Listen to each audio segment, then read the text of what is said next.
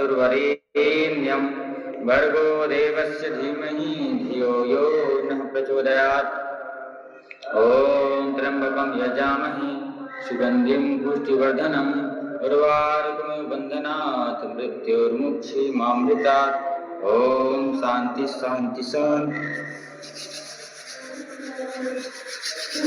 ऐसे अच्छे से दर्शन कर लीजिएगा, हाथों को जोरदार बहुत समय तक दर्शन करिएगा।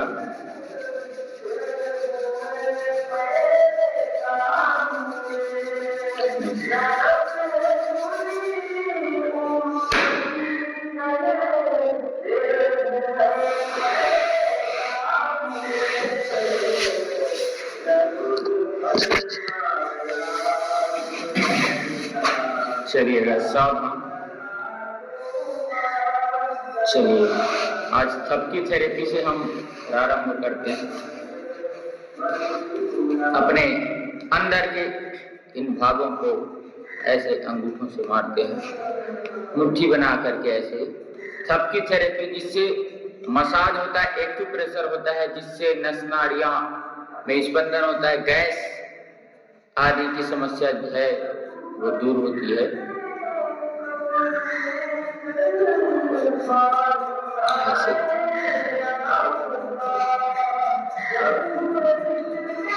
अंदर के भागों को मुट्ठी से हम मारते हैं ऐसे।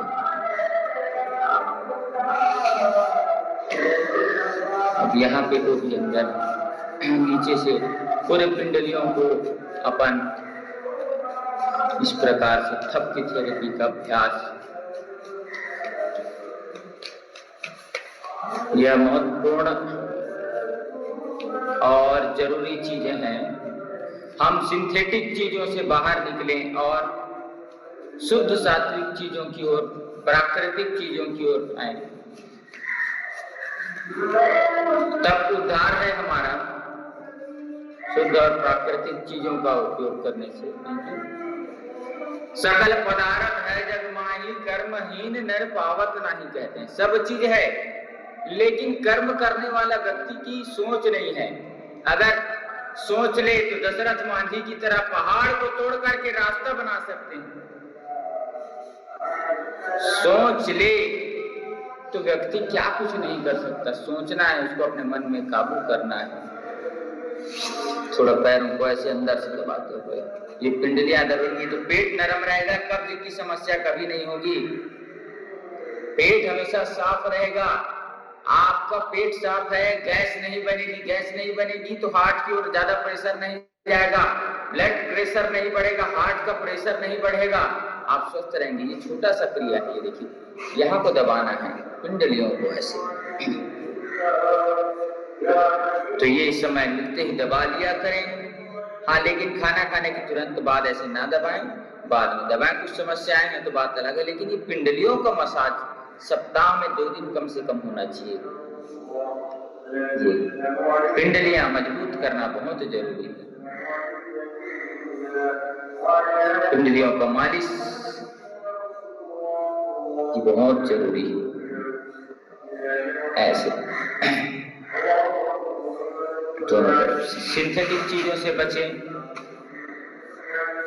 पानी की तरह दिखने वाले तेल से बचें, आर्टिफिशियल स्वीटनेस से बचें।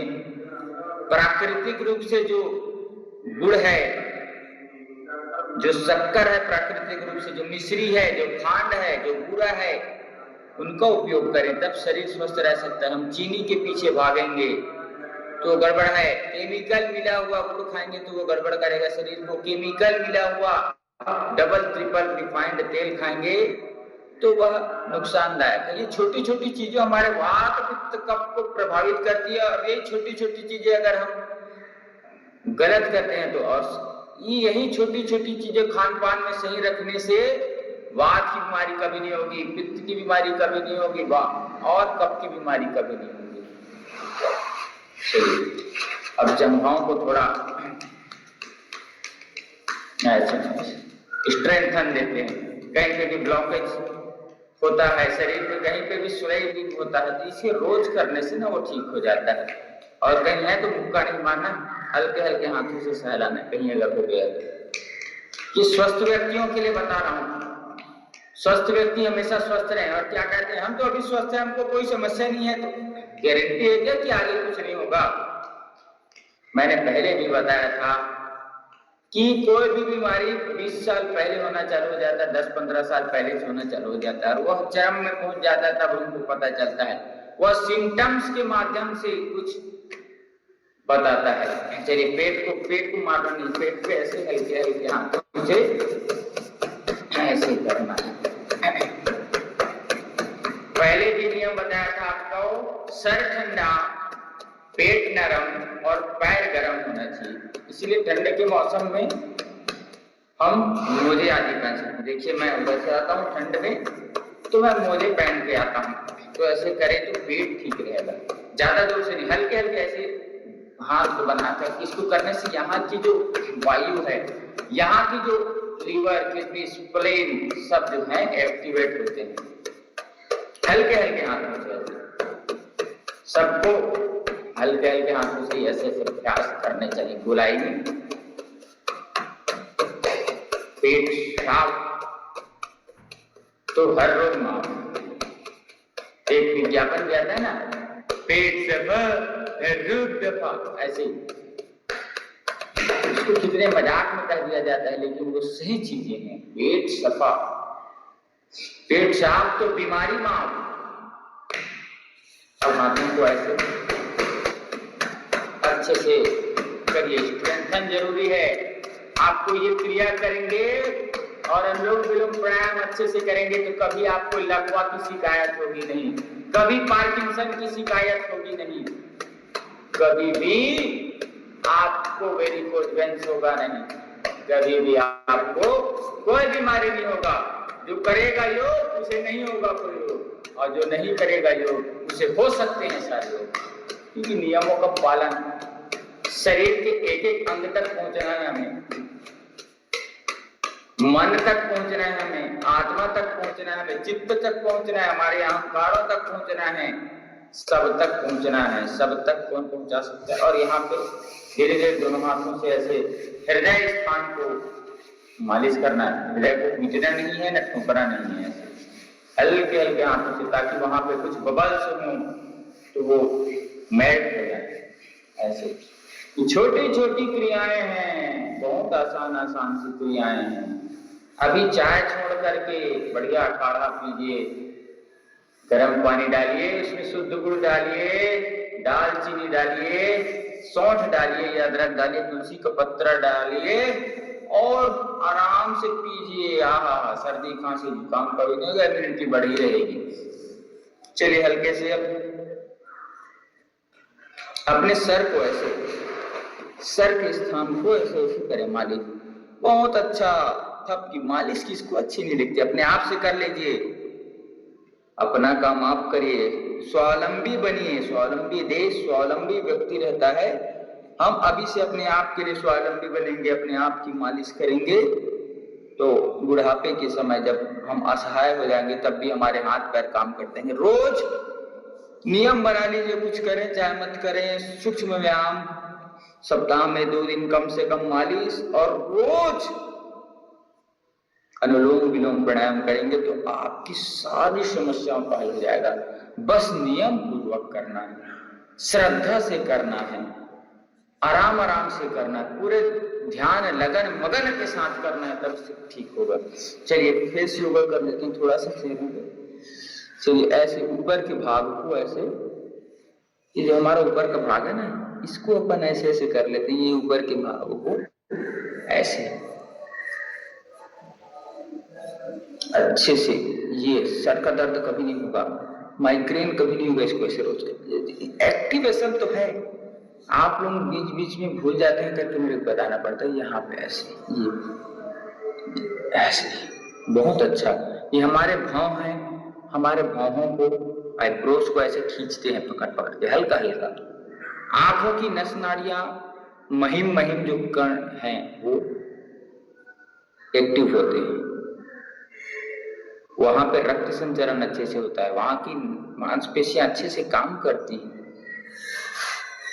अब जहां पे हम टीका लगाते हैं वहां पे ऐसे ऐसे घर्षण करें, इससे आज्ञा चक्र एक्टिवेट होता है, और जिनका आज्ञा चक्र एक्टिवेट होगा उनका दिमाग अच्छे से काम करेगा, सही निर्णय लेने की क्षमता रहेगी। इसीलिए यहाँ पे ऐसे तिलक करते हैं, चंदनस्य महत्वपूर्णम पवित्रम पापनाशनम आपदाम हरते नित्यम लक्ष्मी तिष्ठति सर्वदा। ऐसे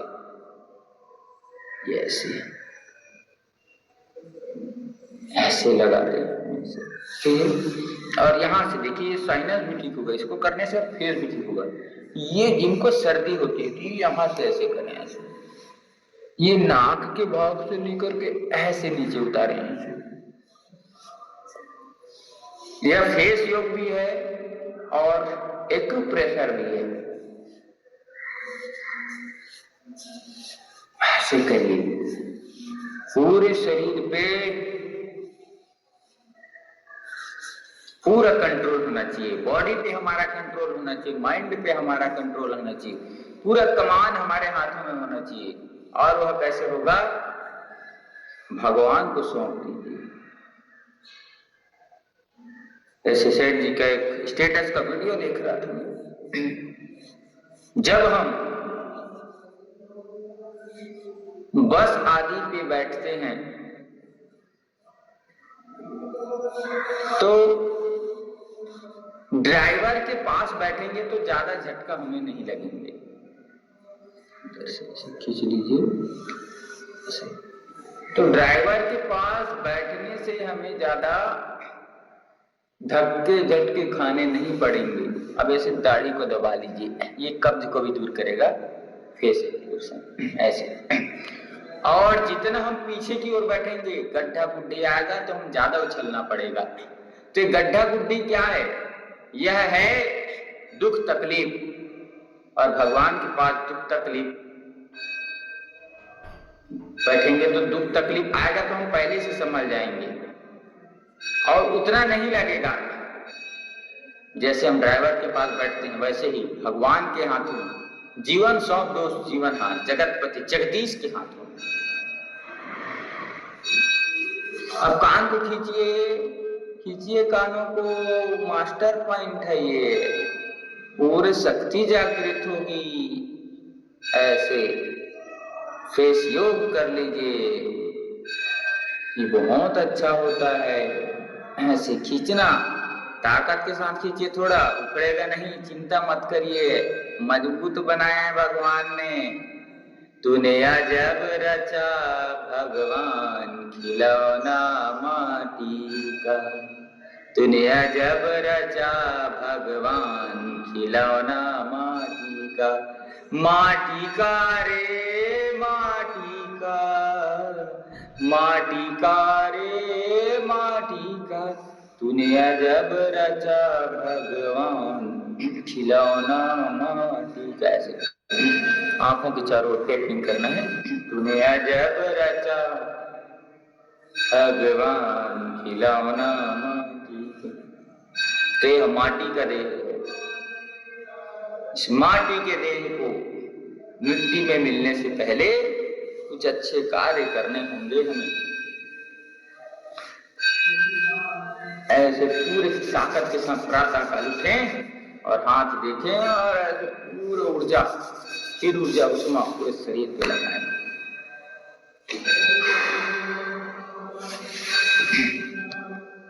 तो प्रातः की पावन बेला, मधुर मधुर बेला में चलिएगा। धीरे से दोनों हाथ खोल लेते हैं एक्टिवेशन के साथ। अब एक हाथ आगे एक हाथ पीछे का अभ्यास। ऐसे कमर और गर्दन सीधे, एक हाथ आगे तो एक हाथ पीछे, ऐसे दही मंथन करते हैं ना, वैसे ही करिए। बैठे बैठे 100-200 बार करिए, पेट अच्छा रहेगा। पेट की सारे ऑर्गन्स ठीक रहेंगे, कमर के ऑर्गन्स ठीक रहेंगे, पीठ के ऑर्गन्स ठीक रहेंगे, कंधे के ऑर्गन्स ठीक रहेंगे, कोहनिया के ऑर्गन्स ठीक रहेंगी, हमारे सारे जितने भी अंग में हलचल हो रहा है वो अंग ठीक रहेंगे। और भजन कीर्तन तो रोज करना चाहिए, रोज भजन अच्छे से सुनना चाहिए। प्रातः काल कुछ भी अगर काम में जाए तो भगवान का नाम जाए, ये बहुत ही अच्छा, बहुत उपयोगी होता है, क्योंकि सकारात्मक का भाव होता है। और भजन में भी ऐसा वाला नहीं सुनना, भजन में भी रुलाने वाला नहीं, भगवान में भी जोश हो, उत्साह हो, उमंग हो, भगवान का नाम, भगवान का कीर्तन, मंत्रों का जाप हो, ऐसे आपको करना है। इसलिए निरंतरता से करते रहिए, थकना नहीं, रुकना नहीं। अरे ठंड का दिन है, गर्मी आएगी, जितना ज्यादा करेंगे शरीर में ऐसा आगे पीछे करिए, पेट में हलन चलन होता है बहुत अच्छे से। दही भिगो रहे हैं, अब मही निकलेगा, अब मही से फिर मक्खन, मक्खन से फिर घी निकालेंगे, शुद्ध अपने घी घर में घी निकालिए, बढ़िया आनंद के साथ अपने आंखों के सामने, और उस घी का पान करिए। घी बहुत सारे लोगों को काम आता है, एक आध दिन कभी बताएंगे आपको, घी बहुत अच्छा है। ऐसे ये ऐसे बहुत अच्छा पैर फैलाकर रखिए, ऐसे पैर को छूना है ऐसे दोनों तरफ से, और जो हाथ ऊपर जाएगा उसको देखिए, ऐसे लगातार करते रहना है। और पहले भी निवेदन किया था, हर कार्य को समय से पहले करना। समय से पहले करने से क्या होता है, हमें हड़बड़ी करना नहीं पड़ता। अध्यात्म में एक बात आती है, मृत्यु को सुधारिए, मतलब मृत्यु के समय तकलीफ ना हो, तो उसके लिए क्या करना पड़ेगा, परोपकार करना पड़ेगा। उसके लिए क्या करना पड़ेगा, निस्वार्थ सेवा करना पड़ेगा, जिससे जितना हो सकता है। धन है तो धन से करिए, समय है तो समय से करिए, सामग्री है तो समाज, जैसे आपकी सेवा आप कर सकें। अब ऊपर नीचे ये ऐसे करिए, पिंडलियों को दबाने वाला अभ्यास।